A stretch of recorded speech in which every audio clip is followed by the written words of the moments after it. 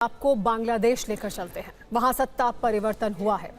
यूं कहिए कि 2024 में शेख हसीना के तख्ता पलट के बाद पहली बार लोकतांत्रिक तरीके से चुनाव हुए, जिसमें बांग्लादेश नेशनलिस्ट पार्टी को बम्पर जीत मिली है। खालिदा जिया के बेटे और बीएनपी अध्यक्ष तारिक रहमान बांग्लादेश के नए प्रधानमंत्री बनेंगे। कूटनीतिक संबंधों वाली उनकी ये नई फाइल कैसी होगी, इस चुनाव के नतीजों से भारत को क्या हासिल होगा और पाकिस्तान को कैसे 440 वोल्ट का करंट लग सकता है। शेख हसीना की सरकार गिराने वाले छात्र नेताओं की पार्टी एनसीपी और जमात का क्या हश्र हुआ और कथित शांति दूत यूनुस का क्या होगा। सबसे पहले आइए ये समझते हैं। इस चुनाव नतीजों में सबसे ज्यादा झटका जमात और छात्र नेताओं को लगा। हिंदुओं के खिलाफ हिंसा करने वाले जमात और छात्र नेताओं की पार्टी एनसीपी को आप क्रांति के भस्मासुर कह सकते हैं, जिन्होंने शेख हसीना की सरकार गिराने के लिए आजादी का नारा लगाया था, पर नियत में गुलामी और नफरत निकली, जिसका परिणाम नतीजों में भी दिखा। मोहम्मद यूनुस इस मामले में सबसे बड़े लूजर निकले। उन्हें शांति का नोबेल मिला था, लेकिन अल्पसंख्यकों की चीखें उन्हें पूरे कार्यकाल में सुनाई नहीं दी और अब आवाम ने उन्हें शांत कर दिया है। इसीलिए अब शांति दूत खामोश हैं। मुन्नी ने बांग्लादेश को लेकर जो भारत विरोधी प्लान बनाया था, जमात को फंडिंग की थी, आईएसआई ने पूरे चुनाव को अपने हिसाब से मैनिपुलेट करने की कोशिश की थी। अब आईएसआई के उस प्लान पर लोकतांत्रिक बुलडोजर चल चुका है।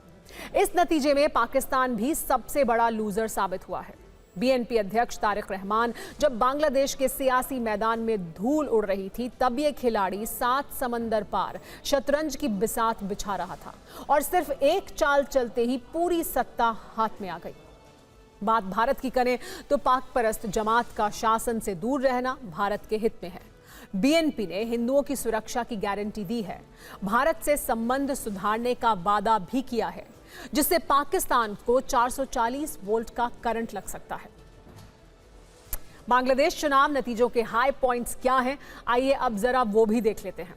देखिए, पहली बात, बांग्लादेश में बीएनपी की 20 साल बाद पूर्ण बहुमत से सरकार होगी। इससे पहले खालिदा जिया आखिरी बार अक्टूबर 2001 से अक्टूबर 2006 तक प्रधानमंत्री रही थी। दूसरी बात, बांग्लादेश में 35 साल बाद कोई पुरुष निर्वाचित तरीके से प्रधानमंत्री बनेगा। ऐसा इसलिए है क्योंकि 1991 से लेकर 2024 तक लगातार बांग्लादेश में 2 महिलाओं का ही राज रहा। कभी खालिदा जिया पीएम रही तो लंबे वक्त तक शेख हसीना प्रधानमंत्री रही। तीसरी बात, इस चुनाव में बीएनपी सबसे बड़ी पार्टी बनकर उभरी। प्रथम ओलो के मुताबिक 299 सीटों में से बीएनपी गठबंधन को 212 सीटें मिली हैं। उसने बहुमत के लिए जरूरी 150 के आंकड़े को पार कर लिया है।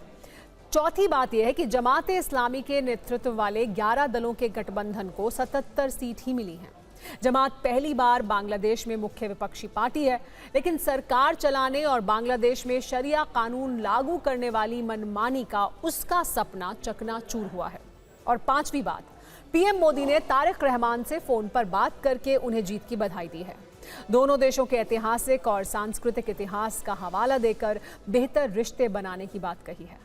और पश्चिम बंगाल की मुख्यमंत्री ममता बनर्जी ने भी तारिक रहमान को भाई कहकर उन्हें जीत की बधाई दी है। तारिक रहमान बांग्लादेश के पीएम बनेंगे तो बांग्लादेश में जमात के सताए पीड़ित हिंदुओं के लिए हालात बदल सकते हैं, क्योंकि बीएनपी के घोषणा पत्र में इसका वादा था। इसी का फायदा बीएनपी को हिंदू बहुल सीटों पर जीत से मिला है। बीएनपी ने अपने घोषणा पत्र में यह वादा किया था कि हिंदुओं और दूसरे अल्पसंख्यकों की जान, संपत्ति और पूजा स्थलों की सुरक्षा के लिए सख्त कानून बनाए जाएंगे। इसी गारंटी के बिना पर तारिक रहमान की पार्टी ने हिंदू बहुल सभी सीटों पर कब्जा जमाया। बांग्लादेश की करीब 8% हिंदू आबादी का पूरा वोट बीएनपी की तरफ शिफ्ट हो गया, जो पहले आवामी लीग को जाता था। आवामी लीग इस बार चुनाव नहीं लड़ी है। इसे दूसरे नजरिए से भी देखें तो तारिक सरकार बनने में हिंदुओं का एक बड़ा रोल रहा। बीएनपी के घोषणा पत्र में दूसरी जरूरी बात यह लिखी गई थी कि किसी भी देश का दबाव या प्रॉक्सी ना बनकर संतुलित विदेश नीति अपनाई जाएगी। अब वो सरकार बनाने जा रहे हैं।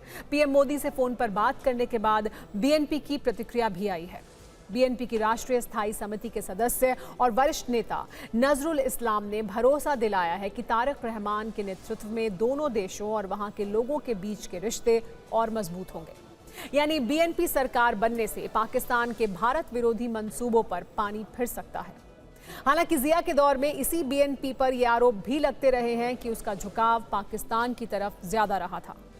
खैर, बीएनपी ये चुनाव क्यों जीती, इसकी और भी कई बड़ी वजहें हैं। खालिदा जिया के निधन से उपजी सहानुभूति का लाभ पार्टी को मिला। आवामी लीग ने चुनाव नहीं लड़ा, उसके काफ़ी वोट बीएनपी को ट्रांसफ़र हुए।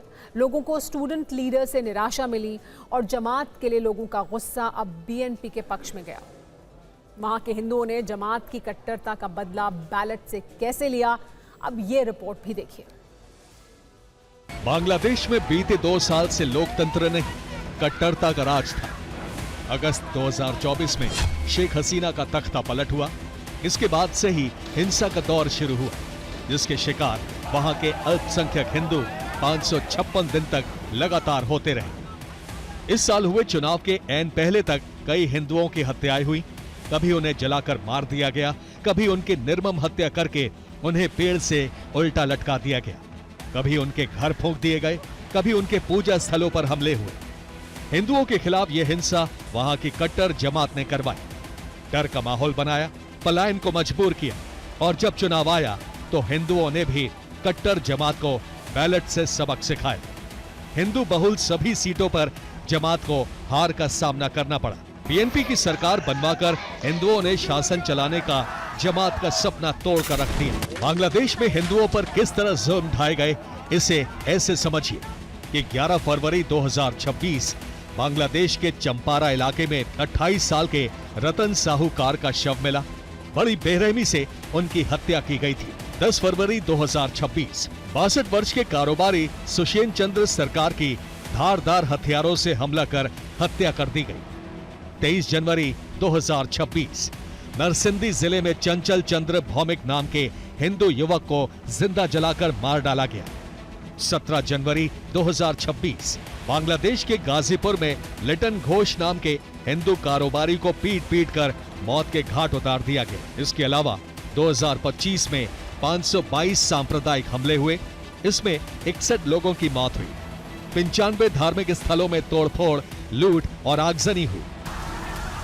इसका खामियाजा हसीना की सरकार गिराने वाले और इसी बहाने सरकार में शामिल होने का सपना देखने वाले छात्रों की नेशनल सिटीजन पार्टी को भी भुगतना पड़ा। एनसीपी ने जमात से गठबंधन किया था।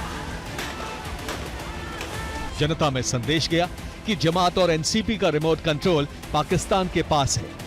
जमात के पिछले कुकर्म भी जनता को याद रहे। लोग नहीं भूले कि पाकिस्तान के इशारे पर ही जमात और एनसीपी ने मिलकर बांग्लादेश के मुक्ति संग्राम का विरोध किया, आजादी के इतिहास से जुड़े साक्ष्य मिटाने का प्रयास किया। बांग्लादेश में जनता को जमात एनसीपी की कट्टर छवि पसंद नहीं आई और इस चुनाव में एनसीपी इन्हीं वजहों से सिर्फ 6 सीट पर सिमट गई। बांग्लादेश की कमान अब बीएनपी के तारिक रहमान के हाथों में रहेगी। उम्मीद है कि उनके नेतृत्व में लोकतंत्र की बहाली होगी। बांग्लादेश की सरकार पाकिस्तान की कठपुतली नहीं बनेगी। जमात की मजहबी मनमानी नहीं चलेगी। अल्पसंख्यक हिंदुओं और बांग्लादेश की आजादी में अहम भूमिका निभाने वाले पड़ोसी देश भारत के हितों की रक्षा होगी।